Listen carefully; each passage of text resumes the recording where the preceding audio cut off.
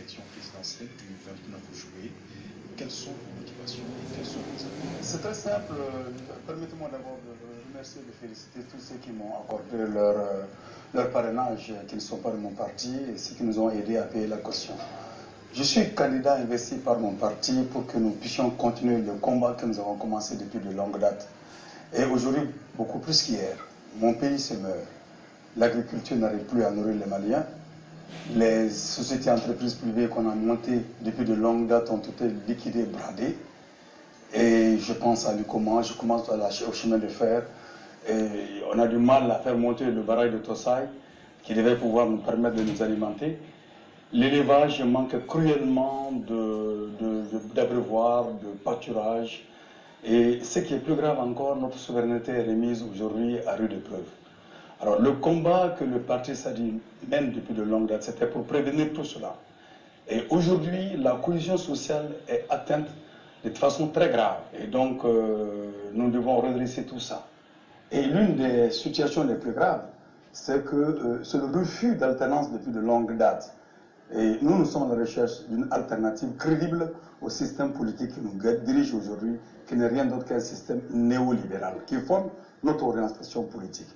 Et donc, c'est pour cette raison que mon parti a pris l'ampleur de la situation et je suis candidat pour pouvoir arrêter la dérive actuelle.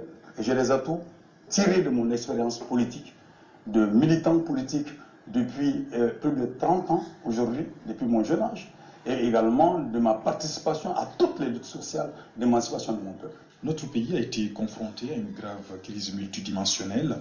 Dans le cadre de sa résolution, l'accord pour la paix et la réconciliation issu du processus d'Alger a été signé. Que pensez-vous de cet accord et qu'en ferez-vous si vous êtes élu président de la République? Depuis 1992, on a fait fausse route. On a ramené le débat sur un terrain économique alors qu'il s'agit d'une question politique à régler, notamment une question institutionnelle à régler. Le Mali a besoin d'un contrat social entre Maliens et le Mali a besoin de dirigeants crédibles. 800 milliards de francs CFA ont été injectés dans le parc national pour le développement de 4 régions, Mopti, Kidal, Tombouctou et Gao. 33 milliards ont été investis pour le développement de Kidal et de Gao. 400 milliards, aujourd'hui, on parle de 400 milliards injectés, mais vous n'avez pas la trace de cet argent, donc il y a un problème. Et le problème, c'est la gouvernance. Il y a aujourd'hui une gouvernance catastrophique qui a fait qu'il y a 143 000 personnes maliennes qui sont aujourd'hui réfugiés. Et il y a plus de 50 000 déplacés. Nous avons à peu près à 200 000 personnes, si vous ajoutez aussi les 504 personnes qui sont venues de Congo. Avec cette situation-là, nous devons interroger plutôt notre gouvernance. Et le SADI a trouvé qu'il faut faire la... Je n'ai vraiment plus de proposition à faire aux Maliens que de prendre un engagement sur la question. L'engagement, c'est ceci. C'est que si je n'arrive pas à régler la question du Nord, en un an, je rends le tablier, je démissionne de mon poste de président de la République. Parce que qu'est-ce que j'ai envie de faire? Président de la République, je discuterai avec toutes les personnes qui sont impliquées dans ce combat-là. Je discuterai avec Yada Gali, je discuterai avec Amadou Koufa, je discuterai avec tous ceux par lesquels la paix au Mali peut passer. Je pense que la paix passe par là. Et je dois préciser que pour moi, ce ne sont plus les armes qui sont à l'ordre du jour. C'est le dialogue. Et il faut, en ce moment-là, un rassemblement des Maliens, des patriotes maliens, autour de la question sécuritaire, autour de la question même de gouvernance nationale. Le Mali connaît une crise sécuritaire au nord et au centre. Cette crise sévit aussi dans d'autres pays du Sahel et de la sous-région. Pour y faire face, quelles sont les solutions que vous préconisez au niveau national, sous-régional et international? Au niveau national, d'abord, je dois refaire mon armée. Refaire l'armée nationale, l'équiper, lui donner notre mentalité et en faire le creuset de l'unité nationale.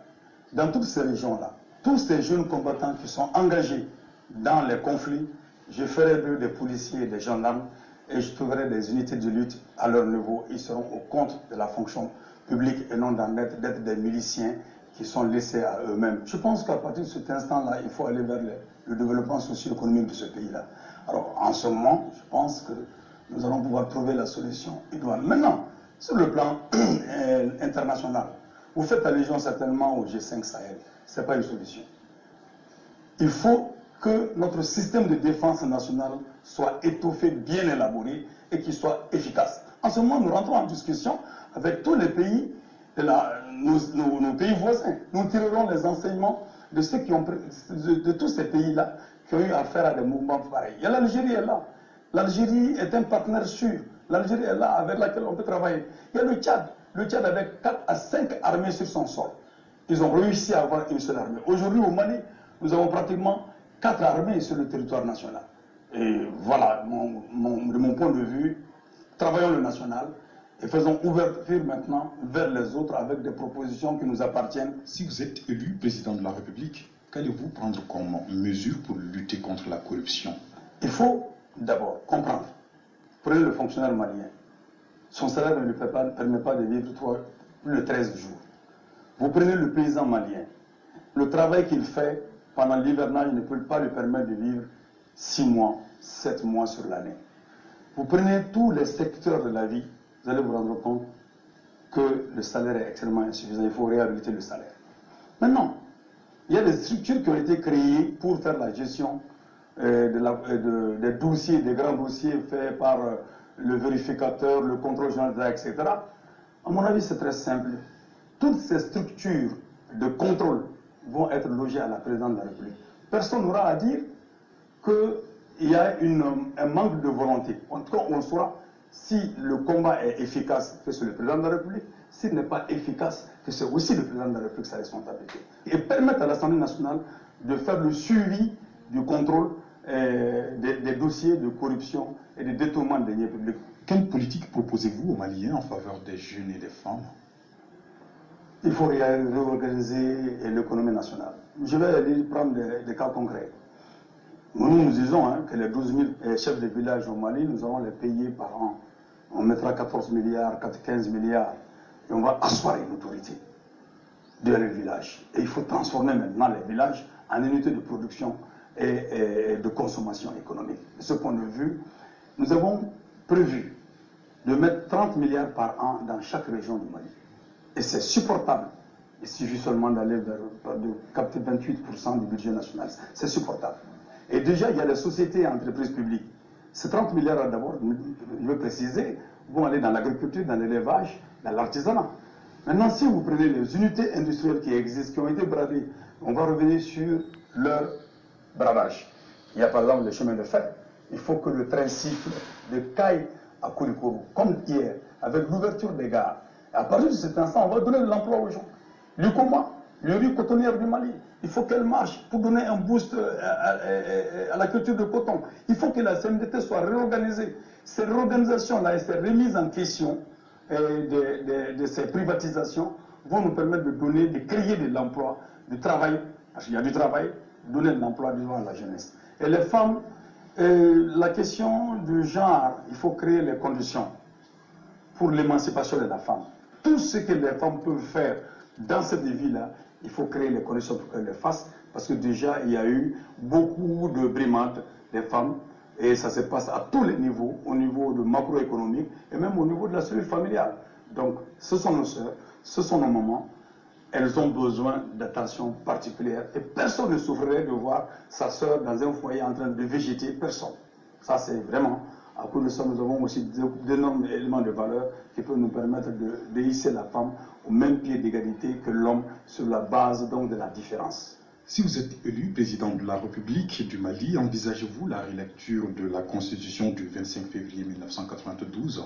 Nous avons tout le temps parlé d'une 4e République. L'État que nous avons aujourd'hui, c'est un État qui garantit les biens pour des rentiers d'État et qui garantit les biens de l'extérieur. Et c'est ce que nous appelons dans un certain jargon l'extraversion de notre économie. Nous arrêterons cela. Il faut une 4e République. D'ailleurs, nous allons commencer à réviser les institutions et la constitution de la République du Mali. Ça fait partie de nos priorités, tout comme la fin de la guerre et de la guerre dans notre pays, du grand banditisme. Nous les mettons ensemble parce que les Maliens ont besoin aujourd'hui d'avoir un contrat social, de se reconnaître dans les institutions. Et nous devons reprendre la constitution de la République du Mali, aller vers la 4e République des valeurs. Les valeurs qui sanctionner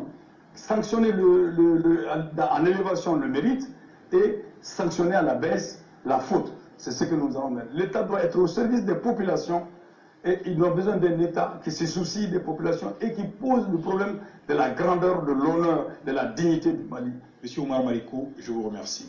Merci beaucoup.